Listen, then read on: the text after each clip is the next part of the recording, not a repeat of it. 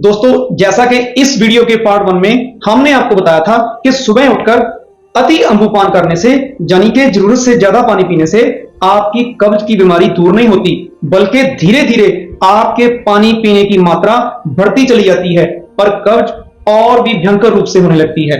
हमें पता है कि आप हमारे द्वारा दी गई जानकारी पर बिल्कुल भी यकीन नहीं करोगे, क्योंकि जो आदत आपके खून में घुसकर घर कर लेती है, फिर उसे छोड़ना या उसे गलत मानने के लिए आपका मन तैयार ही नहीं होता। दोस्तों, अगर आप भी कब, कितना और कैसा पानी पिए के बारे में बिल्कुल सटीक और ऑथेंटिक जानकारी चाहते हो, तो आप इस वीडियो के पार्ट 1 को जरूर देखना और इस वीडियो को देखने के लिए एंड तक बने रहिएगा।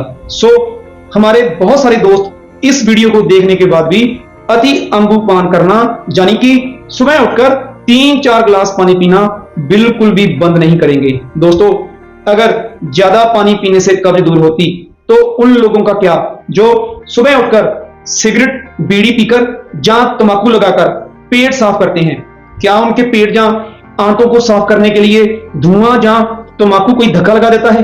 अरे भाई, लगभग 90% पानी तो हमारी छोटी आंत में ही अब्सॉर्ब हो जाता है और बाकी 10% पानी बड़ी आंत में अब्सॉर्ब होता है। रेक्टम तक पानी तो पहुंच ही नहीं पाता, यानी कब्ज को राहत दिलाने में तो इसका कोई फिर फायदा ही नहीं होता। फिर किसके लिए इतना पानी पीते हो भाई? अरे भाई, इस बात का असल लॉजिक यह है कि अति अम्बुपान यानी जरूरत से ज्यादा पानी पीने से उल्टा आपकी जठर अग्नि मंद हो जाती है, यानी ज्यादा पानी पीना मतलब आपकी अग्नि का नाश। ऐसा कह लो कि आपका मेटाबॉलिज्म धीमा पड़ जाता है। मेटाबॉलिज्म का मतलब होता है कि भोजन को छोटे छोटे कंपोनेंट्स में तोड़ना और उन्हें एनर्जी में कन्वर्ट करना। अगर शरीर में ठीक तरह से एनर्जी नहीं बनेगी तो फिर आपके शरीर में कमजोरी और दूसरी बीमारियों के आगमन को रोकना नामुमकिन हो जाएगा।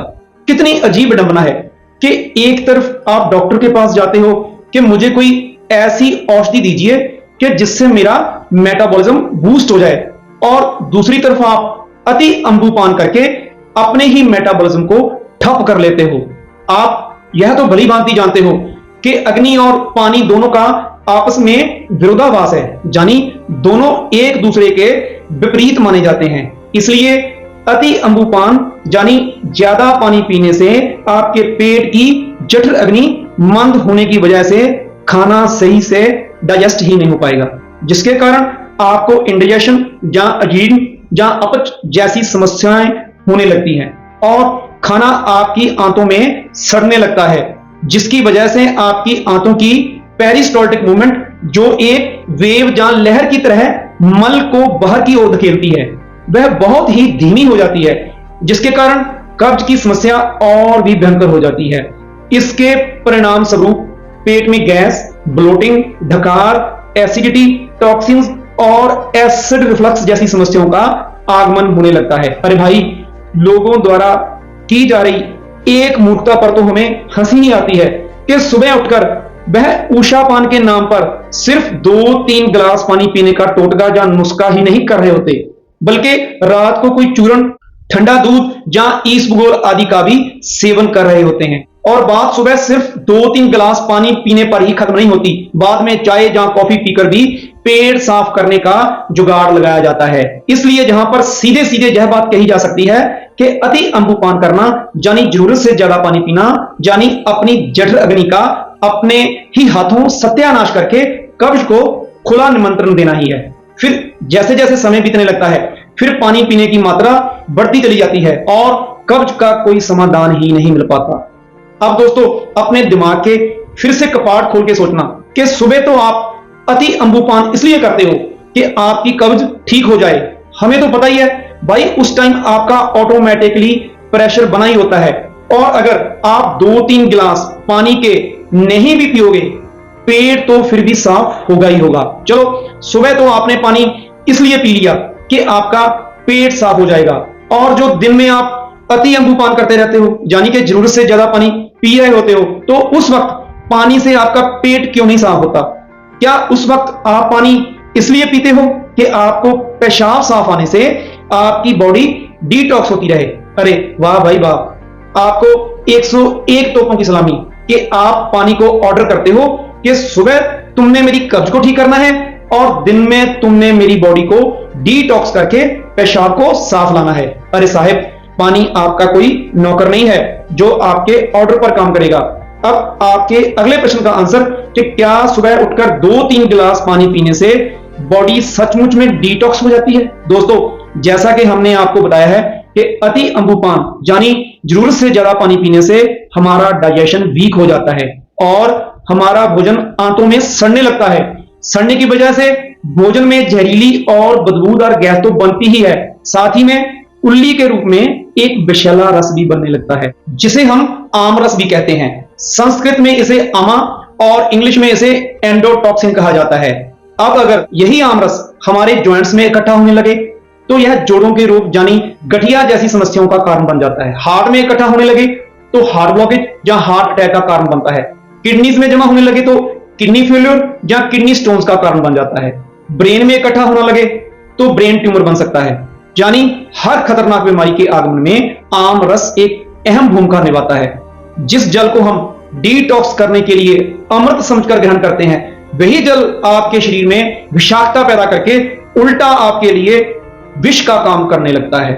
इसी विष को जब आपकी किडनी फिल्टर नहीं कर पाती तो यह आपकी स्किन, जिसे आपकी थर्ड किडनी भी कहा जाता है, के माध्यम से टॉक्सिन्स को बाहर निकालने का रास्ता ढूंढने लगता है और फिर आपके चेहरे या शरीर के किसी भी हिस्से पर चमड़ी के रोग जैसे कि कील, मुहासे, दाग, धब्बे, पिगमेंटेशन, एक्जिमा, सोरोसिस, खुजली या सफेद दाग जैसी समस्याएं होने लगती है।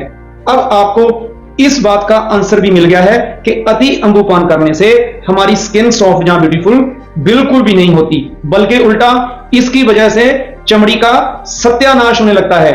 हाँ दोस्तों, अगर यही आमरस या विष आपकी पैनक्रियाज में इकट्ठा होने लग जाए और आपकी इंसुलिन प्रोडक्शन में बाधा पड़ जाएगी तो आप इंसुलिन डिपेंडेंट यानी कि डायबिटीज टाइप 1 से प्रभावित हो जाओगे। अगर आप में इंसुलिन रेजिस्टेंस आ गई तो आपको डायबिटीज टाइप 2 हो जाएगी। यानी कि अति अम्बुपान आपको ब्लड शुगर का रोग देने का भी एक प्रमुख कारण है।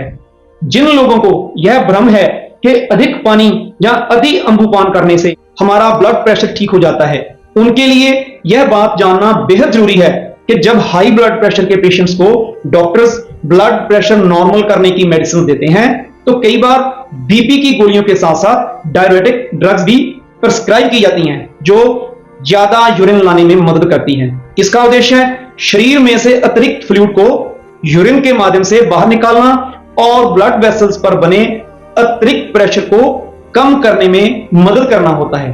तो फिर आप ही फैसला कीजिए कि अति अम्बुपान ब्लड प्रेशर को नॉर्मल करता है या ब्लड प्रेशर को और भी हाई करके हार्ट अटैक का कारण बन जाता है। तो फिर इसका क्या अर्थ हुआ कि अति अम्बुपान करना विष है या अमृत? अब आपको इस प्रश्न का आंसर भी मिल गया है कि अधिक पानी पीने से हमारी बीमारियां ठीक होने की बजाय और भी विकराल रूप धारण करने लगती हैं। दोस्तों, एक बहुत ही इंपॉर्टेंट और आपको कंफ्यूज करने वाला क्वेश्चन जो अक्सर आपके मन में उठता रहता है कि भाई हम तो खाद, यूरिया, स्प्रे या पेस्टिसाइड्स वाली दाल, सब्जियां, फल या अनाज खाते रहते हैं, इसलिए इन्हें शरीर से बाहर निकालने या डिटॉक्स करने के लिए हम अति अम्बुपान करते हैं। दोस्तों, इसका आंसर तो हम वैसे पहले ही कवर कर चुके हैं कि अति अम्बुपान से शरीर में आमरस यानी विष का निर्माण होता है।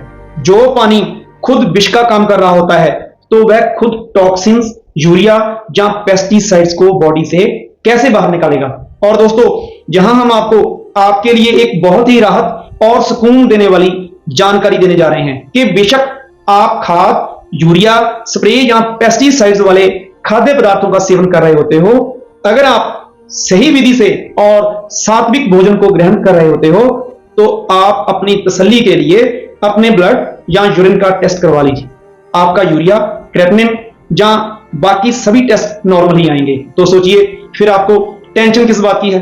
सो दोस्तों, टेंशन फ्री होकर अपना सात्विक भोजन ग्रहण कीजिए। यह सिर्फ एक मिथ ही है कि स्प्रे, खाद, यूरिया या पेस्टिसाइड्स वाली दाल, सब्जियों या अनाज खाने से हमारे टॉक्सिक लेवल बढ़ जाते हैं। अब जो सबसे ज्यादा चिंता और आपको चौंका देने वाली बात, अगर आपके बहुत ही ज्ञानी ब्रेन के कपाट में घुस जाए तो आप अति अम्बुपान करने की जिद छोड़कर अपनी किडनीज पर पड़ने वाले ओवरलोड को बंद करके अपनी किडनीज को तमाम उम्र भर तक स्वस्थ रख सकते हो।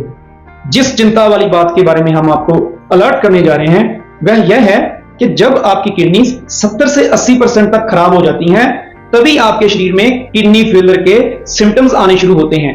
यानी कि जब तक आपकी किडनीज 50 से 60% तक फेल हो चुकी होती हैं, आपको तो इस बात का कभी आभास भी नहीं हो पाएगा। अगर उस समय जो लोग KFT यानी किडनी फंक्शन टेस्ट करवा लेंगे, तो फिर उन्हें तो पता चल जाएगा कि उनकी किडनीज फेल होना शुरू हो गई हैं और किडनी फेलियर्स के बाकी सिम्टम्स के साथ साथ उनके यूरिया और क्रेटिनिन के लेवल्स भी काफी बड़े हुए आएंगे।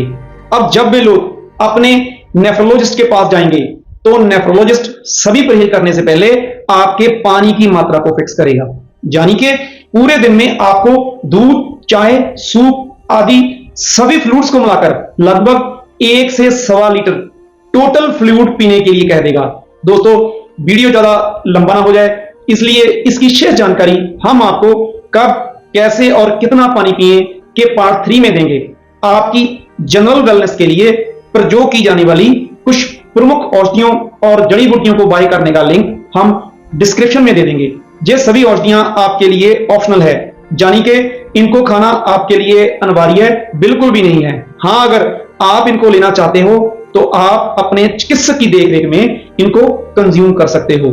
अगर आप भी हुंजा वैली, झारवा कम्युनिटी और ब्लू जोन पीपल की तरह 100 साल तक निरोग जीना चाहते हो, तो आप हमारे YouTube चैनल स्टे ओके आर्दम से हमारी ADC डाइट या सर्वरोगनाशक डाइट को फॉलो करना शुरू कर दें, जिसका सारा reference American MD doctor Thomas M Campbell द्वारा लिखित बुक द चाइना स्टडी से है।